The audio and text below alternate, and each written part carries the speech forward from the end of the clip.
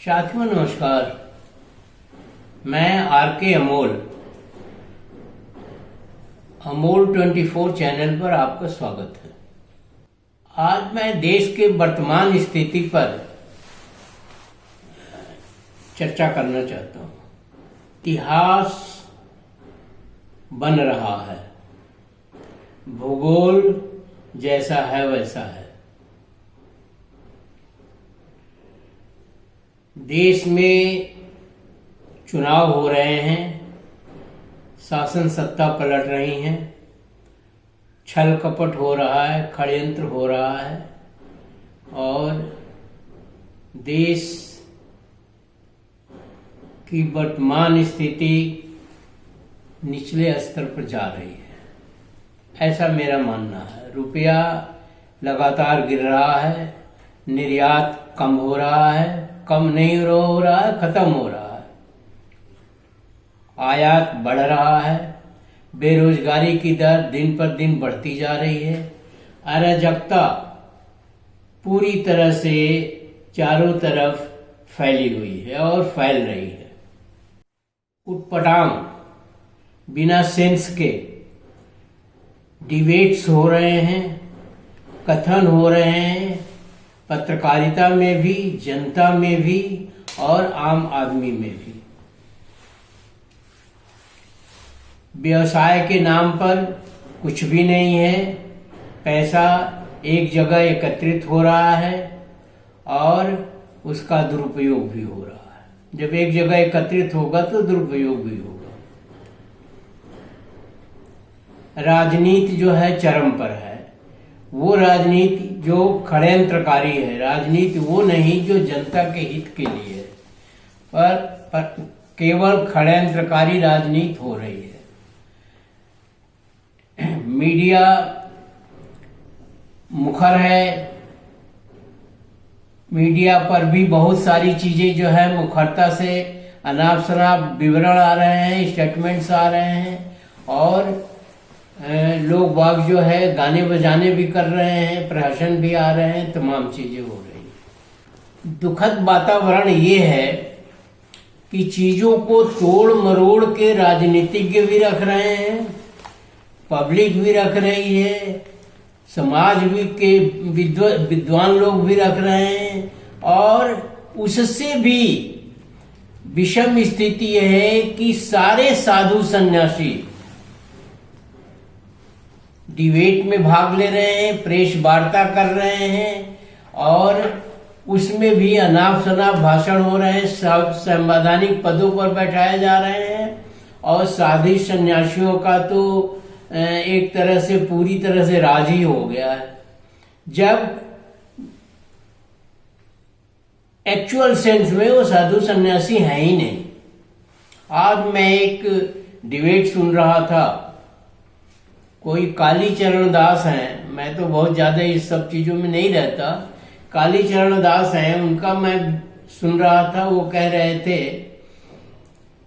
कैमरे के सामने कि नाथूराम गोडसे जिंदाबाद और गांधी को पूरी तरह से कंडेम कर रहे थे, गांधी को पूरी तरह से खारिज कर रहे थे। मैं सुन के थोड़ा सा हतप्रभ हुआ कि ऐसी भी स्थिति है।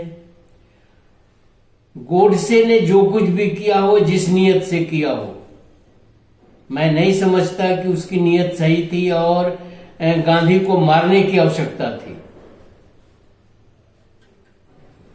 गांधी को मारने की क्या आवश्यकता थी, मेरी समझ में तो नहीं आ रहा है और बहुतों की समझ में नहीं आ रहा होगा कि ये गांधी जो काफी एजेड हो चुके हैं, काफी बुजुर्ग हो चुके हैं, उनको मारने का चाहे लाख गलतियां हो, चाहे लाख उसके सिद्धांतों से नहीं मेल खा रहा हो या कुछ भी हो,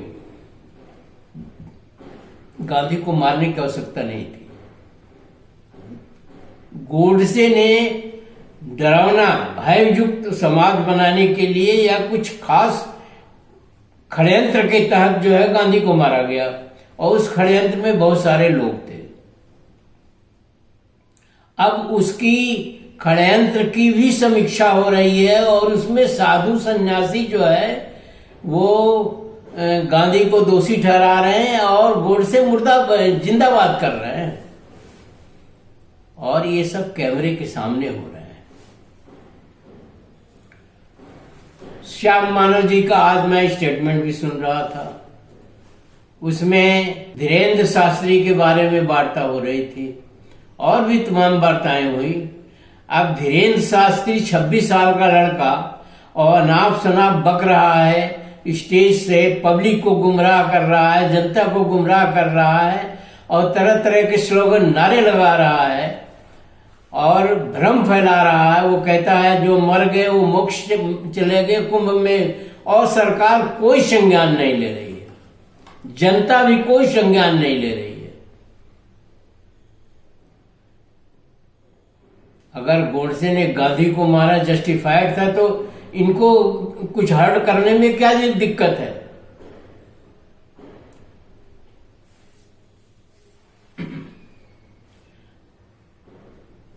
अब साधु सन्यासी राजनीति करेंगे, संवैधानिक पदों पर बैठेंगे, उटपटांग स्टेटमेंट्स देंगे और व्यभिचार करेंगे, तो देश कैसे चलेगा? देश की छवि का क्या होगा? उसी तरह से पुराने समय के काफी सन्यासियों के ऊपर दोषारोपण है और वो जेल के शिक्षकों के पीछे हैं, जैसे आसाराम बापू, राम रहीम, तमाम हैं, मतलब सैकड़ों में नहीं हजारों में होंगे। और ये भी समझ में आ रहा है कि एक पार्टी इन्हें संरक्षण दे रही है अपने तुच्छ स्वार्थों के लिए, अपने छोटी सी चीजों के लिए उसे संरक्षण, इन साधुओं को संरक्षण दिया जा रहा है जो समाज के हित में नहीं है, समाज के दुश्मन है एक तरह से। शिक्षा, स्वास्थ्य, रोजगार के बारे में कोई बात नहीं कर रहा है, के बारे में कोई कुछ भी नहीं सोचा जा रहा है और न उसका जिक्र हो रहा है। प्रेस में भी, स्क्रीन पर भी, ट्यूब पर भी और कहीं भी शिक्षा, स्वास्थ्य और रोजगार के बारे में कोई वार्ता नहीं हो रही। बड़े बड़े पत्रकार भी नहीं कर रहे हैं। देश शिक्षा, स्वास्थ्य, रोजगार से आगे बढ़ेगा, उन्नति करेगा कि कुंभ मेला लगाने से उन्नति करेगा?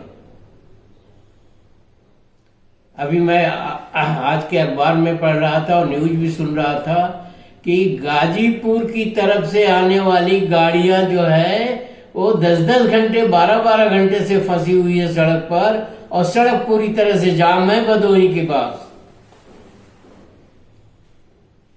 तो भदोही के पास जाम है तो इस देश में इतने मूर्ख लोग रहते हैं कि एक नहाने के लिए, पुण्य और पाप के लिए, जिसका कोई मतलब नहीं है पुण्य पाप, और जो नहाने से कतई नहीं खत्म होता है।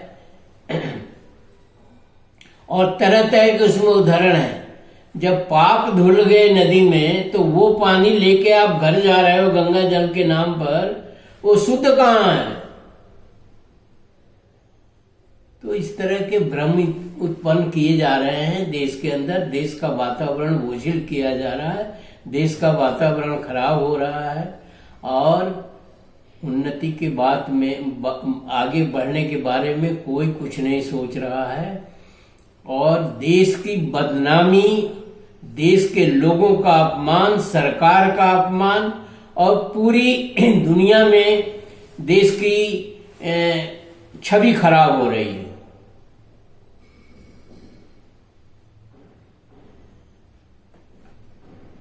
कोई 56 इंच का सीना लेके घूम रहा है, कोई विश्व गुरु बना हुआ है।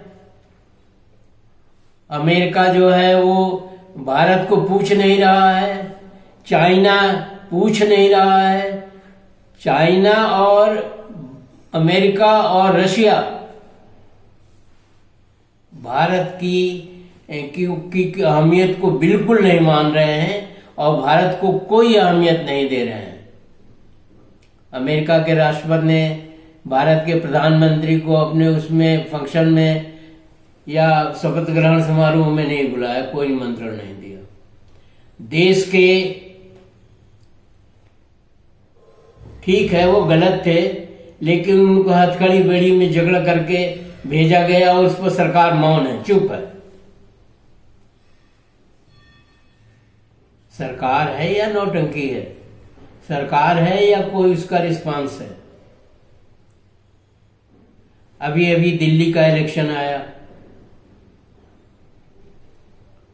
दिल्ली के इलेक्शन में केजरीवाल जी हार गए।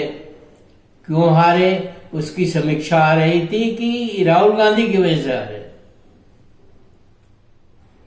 राहुल गांधी ने दिल्ली के इलेक्शन में पार्टिसिपेट किया और केजरीवाल ने हरियाणा के इलेक्शन में पार्टिसिपेट किया था।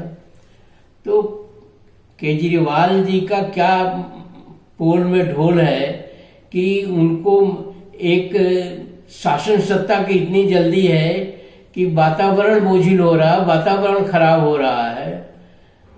अब पत्रकार ही कह रहे हैं और भी लोग कह रहे हैं कि इन्हें न हरियाणा में इलेक्शन लड़ना चाहिए, न राहुल गांधी को दिल्ली में इलेक्शन लड़ना चाहिए। तो इस तरह से षड्यंत्रकारी शक्तियों को ताकत या जूस जो है केजरीवाल जी भी दे रहे हैं और राहुल जी को तो हम नहीं कहेंगे, क्योंकि राहुल जी जो जब एकता बनी नहीं रही है तो इसके लिए तो 100% दोषी केजरीवाल है। और केजरीवाल का वोट प्रतिशत तो नहीं गिरा है, लेकिन सीटें तो बहुत कम आई हैं। तो क्या केजरीवाल जी को अब जेल भेजा जाएगा? सिसोदिया भी हार गए हैं, केजरीवाल जी भी हार गए हैं। उन्हें इस चीज को समझना चाहिए कि हनुमान की पूजा करने से और सुंदरकांड का पाठ कराने से स्वच्छ वातावरण नहीं लाया जा सकता है। IITN है, IRAS है, सिसोदिया जी भी बहुत अच्छे हैं, पर इसका क्या मतलब है सुंदरकांड का पाठ कराना और हनुमान जी की पूजा करना? हनुमान जी की कुछ है क्या? कोई देवता है क्या? कोई शक्ति है क्या? तो देश का वातावरण हम समझते हैं कि शिक्षित और शिक्षित दोनों बराबरी हो गए।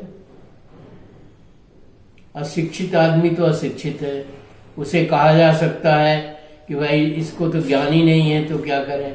जिसको ज्ञान है वो भी वही कर रहा है जो अशिक्षित कर रहा है।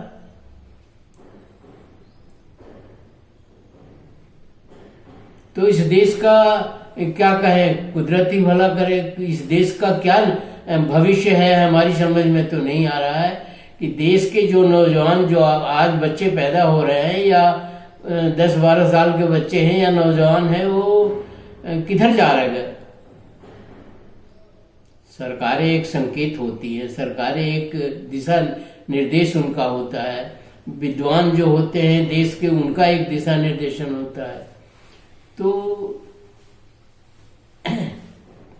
हम तो कहेंगे कि केजरीवाल जी की कोई विचारधारा ही नहीं है, विचारधारा है सत्ता। तो मोदी की भी कोई विचारधारा नहीं है, सत्ता है। तो what is the difference between Kejriwal and Modi?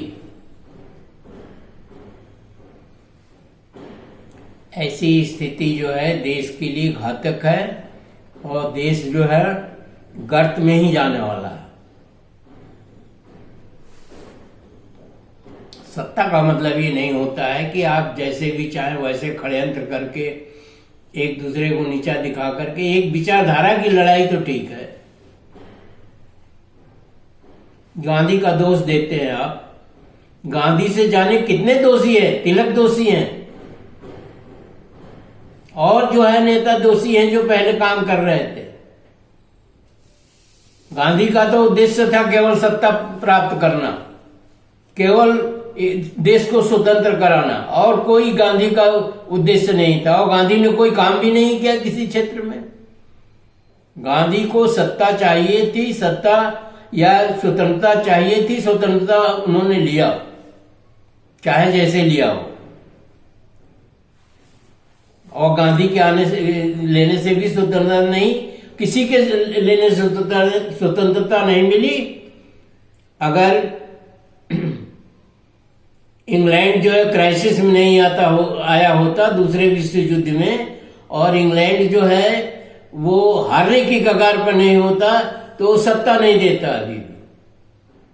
और इससे अच्छे तो अंग्रेज थे, जो आज के शासक हैं हमारे, इनसे अच्छे तो अंग्रेज थे,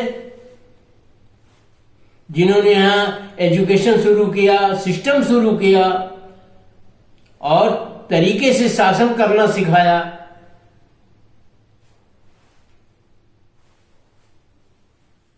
और हम तो वहीं लंदन जैसे रहते थे पहले भी हम ऐसे ही जो है, हमारी कोई नीति नहीं थी, हमारा कोई उद्देश्य नहीं था, हमारा कोई देश नहीं था, हमारा कोई समाज नहीं था। वहीं लाखों देवी देवता, पत्थर की मूर्तियां और ढोंग पखंड आडंबर के सहारे हम जी रहे थे और खा रहे थे, जब ही देश गुलाम हुआ। आज फिर वैसे ही जो है हमने टर्न ले लिया है। बाबा साहब ने कहा था एक मीटिंग में कि हमें डर है कि फिर जो है हम स्वतंत्रता खो न दें, और मुझे कोई डर नहीं है। डर इसी बात का है कि हम स्वतंत्रता खो न देते।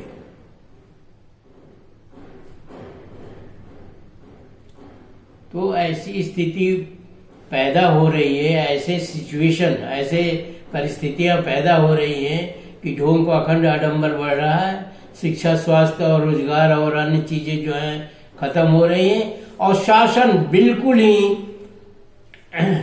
अनभिज्ञ जैसा हो रहा है।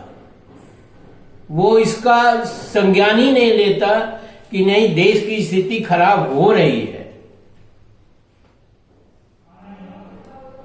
चाइना जो है और अमेरिका जो है आज पूरा विश्व क्राइसिस में है, और चाइना, अमेरिका और अन्य देश आपको नकार रहे हैं। इसका मतलब ये है कि आप पतन के रास्ते पर चल चुके हैं। ऐसी स्थिति में देश के कर्णधारों, नेताओं और अन्य लोगों को ये सोचना चाहिए, समाज को भी सोचना चाहिए कि ये साधु सन्यासियों का काम सत्ता में नहीं जाना है, सत्ता नहीं करनी है, और शिक्षा, रोजगार और स्वास्थ्य के बारे में लड़ाई लड़नी है। तो बात तो बढ़ेगी आगे, अन्यथा जो है पतन की तरफ तो हम जा ही रहे हैं। इस पर ध्यान देना बहुत ही अति आवश्यक है। इसी के साथ वीडियो समाप्त करते हैं। आशा है आप वीडियो को पढ़ेंगे, मनन करेंगे और इसको गंभीरता से लेंगे, ताकि देश का भला हो सके। धन्यवाद। जय भीम, जय नेहरू, जय संविधान।